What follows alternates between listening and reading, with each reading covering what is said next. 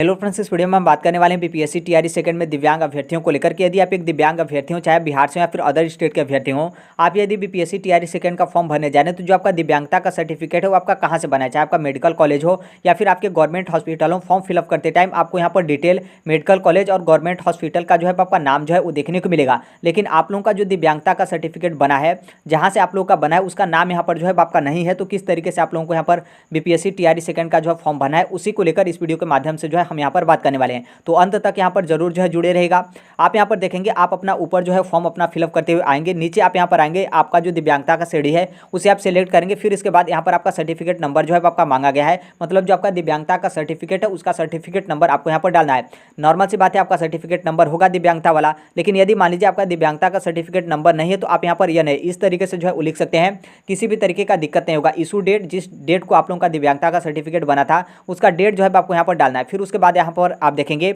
जहाँ पर आपका जो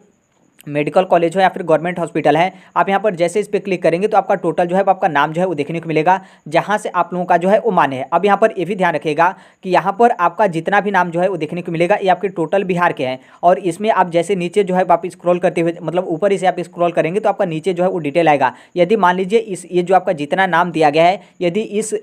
मेडिकल कॉलेज हो या फिर आपका एक गवर्नमेंट हॉस्पिटल हो, यहाँ से आप लोगों का दिव्यांगता का सर्टिफिकेट बना है तो बिल्कुल आप यहाँ पर फॉर्म सबमिट कर सकते हैं, कोई दिक्कत नहीं है। लेकिन यदि मान लीजिए यहाँ पर नहीं दिया गया तो आप यहाँ पर लास्ट में आएगा, आपको अदर का जो है ऑप्शन जो है वो देखने को मिलेगा। यदि मान लीजिए अदर का भी यहाँ पर ऑप्शन नहीं दिया गया है तो आप यहाँ पर जो है ध्यान रखिएगा कि कैसे आपको यहाँ पर फॉर्म जो है फिलअप करना है। आप यहाँ पर देखेंगे तो ये वाला आपका ऑप्शन था, जहाँ आपका ये था, यहाँ से आप क्लिक करके आपका टोटल मेडिकल कॉलेज आप और आपके गवर्नमेंट हॉस्पिटल था उसका नाम यहाँ पर आ जाता था। लेकिन अब यहाँ पर क्या करना है कि अब यहाँ पर कोने वाले पे आपको क्लिक नहीं करना है, बल्कि ये जो आपका डिब्बा दिया गया है इस डिब्बे में जो है आपको क्लिक करना है। जैसे आप इस पर क्लिक करेंगे तो आपको अपने से जो है फिलअप करने का ऑप्शन जो है वो देगा, और जैसे आपको यहाँ पर अपने से ऑप्शन देगा टाइपिंग वाला आपका आ जाएगा, और यहाँ पर आप अदर, बस आप इतना OTHE बस इतना ही कर देंगे तो आपका ऑटोमेटिक यहाँ पर जो आपके अदर गवर्नमेंट मेडिकल कॉलेज और जो आपके गवर्नमेंट हॉस्पिटल है ये आपका ऑटोमेटिक जो है आपका सिलेक्ट हो जाएगा। फिर जैसे आपका सिलेक्ट होगा उसके बगल में इस तरीके का आपके जो अथॉरिटी है उसका नाम यहाँ पर जो है आपका देना है, जहाँ से भी आपका दिव्यांगता का सर्टिफिकेट आपका बना है उसमें इसमें यहाँ पर क्या करना है कि उसका नाम जो है वो लिख देना है। इस तरीके से आपको यहाँ पर जो है फॉर्म सबमिट करना है। आई होप यहाँ से आपका जो भी डाउट था,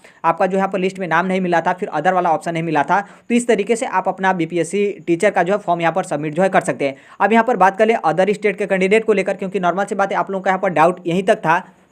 कि क्या है कि किस तरीके से हम यहाँ पर अदर जो है सिलेक्ट करके नाम नहीं आ रहा है तो हमें फॉर्म जो है वो सबमिट करना है। अब यहाँ पर अदर स्टेट के कैंडिडेट देखिए, क्या आप यहाँ पर बोलेंगे कि क्या अदर स्टेट के कैंडिडेट को दिव्यांगता का रिजर्वेशन मिलेगा, तो देखिए बिल्कुल यस मिलेगा। बहुत सारे कैंडिडेट बोल देते हैं कि नहीं, आप यहाँ पर अदर स्टेट को यस करेंगे तो जो सभी कॉलम होते हैं वो आपके हाइड हो जाते हैं। तो देखिए वो जो सभी कॉलम आपके हाइड होते हैं वो आपके रिजर्वेशन वाले, जैसे आपके EWS हो, BC हो, EBC हो, SC ST, ये वाले कॉलम जो है आपके हाइड हो जाते हैं। जो आपका दिव्यांगता वाला कॉलम है वो आपका हाइड नहीं होता है। तो इसलिए जो अदर स्टेट के कैंडिडेट हैं वो भी आप दिव्यांगता का सर्टिफिकेट हो या फिर आप दिव्यांगता का जो डिटेल है उसे जो है आपको सबमिट करना है। लेकिन जो अदर स्टेट के कैंडिडेट हैं जिनका सीटेट में 90 नंबर या फिर उससे अधिक है तो उनको तो यहाँ पर किसी भी तरीके का दिक्कत नहीं है, वो तो आसानी से अपना फॉर्म जो है वो सबमिट कर लेंगे। दिक्कत उनको है जिनका यहाँ पर 90 नंबर से कम है, क्योंकि आपका मतलब यहाँ पर संशय है कि जैसे हम यहाँ पर अदर स्टेट से दिव्यांग अभ्यर्थी बनकर बिहार जो आपका शिक्षक भर्ती है TRE 2 उसमें हम यहाँ पर शामिल हो रहे हैं, तो हमको यहाँ पर 90 नंबर चाहिए, या फिर जिस तरीके से बिहार के जो दिव्यांग अभ्यर्थी हैं जिनका सीटेट में 75 नंबर है तो उनको यहाँ पर एलिजिबल कर दिया जाता है। तो क्या यहाँ पर 75 नंबर पर हम भी यहाँ पर एलिजिबल हो जाएंगे?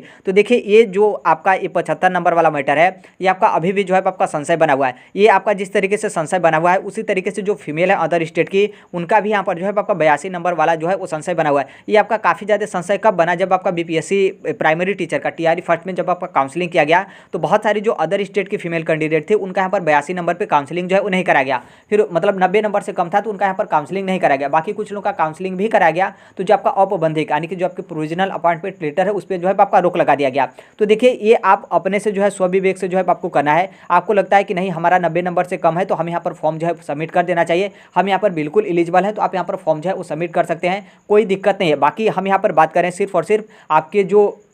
रिजर्वेशन वाले कॉलम को लेकर, तो अदर स्टेट के जो अभ्यर्थी हैं आपको यहाँ पर दिव्यांगता का जो डिटेल है उससे जो है आपको यहाँ पर सबमिट जो है करना है। अब यहाँ पर सोचेंगे कि जब यहाँ पर हमें रिजर्वेशन या फिर रिलैक्सेशन जो आपका सीटेट का पासिंग मार्क्स है उसमें यहाँ पर मिल ही नहीं रहा है, तो फिर यहाँ पर जो आपका दिव्यांगता वाला कॉलम है अदर स्टेट के लिए ये आपका क्यों ओपन है? तो देखिए ऐसा भी हो सकता है कि जैसे मान लीजिए जो अदर स्टेट का फ्रेश सही कैंडिडेट आ रहा है वो दिव्यांग नहीं है और आप भी यहाँ पर अदर स्टेट से हैं और आप यहाँ पर दिव्यांग अभ्यर्थी हैं, और यदि मान लीजिए उस अभ्यर्थी का जितना नंबर है उतना आपका भी नंबर है या फिर उससे भी कम नंबर है, तो हो सकता है कि बिहार सरकार या फिर बीपीएससी या फिर शिक्षा विभाग के माध्यम से कोई इस तरीके का प्रावधान हो कि सबसे पहले आप लोगों को यहाँ पर जो है दिव्यांगता के आधार पर आपको जो है यहाँ पर सिलेक्ट कर लिया जाए, या फिर ऐसा भी हो सकता है कि दो अभ्यर्थियों का बराबर नंबर हो, या फिर जो भी उनका मेरिट बनाया जाता हो कि यदि मान लीजिए बिहार के जो दिव्यांग अभ्यर्थी हैं उनमें यहाँ पर क्या है कि आप लोगों को भी कुछ प्रतिशत जो है आप लोगों का रिजल्ट जो है आपका बना लिया जाए, तो ऐसा भी आपका कंडीशन हो सकता है। लेकिन ये आपका डिटेल कोई नोटिफिकेशन वगैरह इस तरीके से जारी करके जो है आपका नहीं दिया गया है। तो इसलिए जब आपको यहाँ पर ऑप्शन मिला है, तो नॉर्मल सी बात है, आपको ऑप्शन मिला है तो आपको यहाँ पर भरना ही पड़ेगा। यदि आप यहाँ पर नहीं भरेंगे तो भी यहाँ पर कोई दिक्कत नहीं है, लेकिन आप भरेंगे तो नॉर्मल सी बात है, उनको पता है।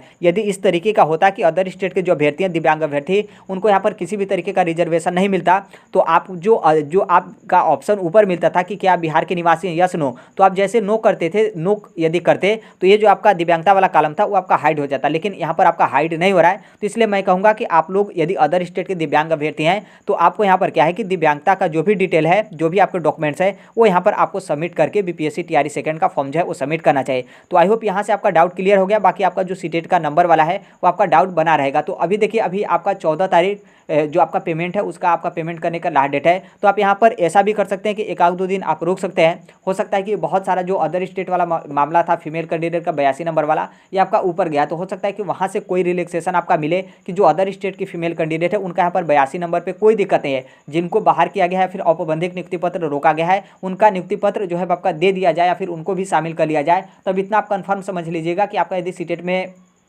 75 नंबर से ऊपर है या फिर 75 नंबर है तो आप यहाँ पर अदर स्टेट के अभ्यर्थी भी हैं तो भी आप यहाँ पर जो है एलिजिबल हैं, किसी भी तरीके का आपका दिक्कत जो है वो नहीं है। तो अभी के लिए यही अपडेट है। बाकी जैसे भी जो कोई भी अपडेट होगा उसे हम शेयर कर देंगे। मिलते हैं अगले नेक्स्ट वीडियो में, तब तक के लिए thank you, bye bye, take care, all the best. Thank you for listening, God bless you all, thank you.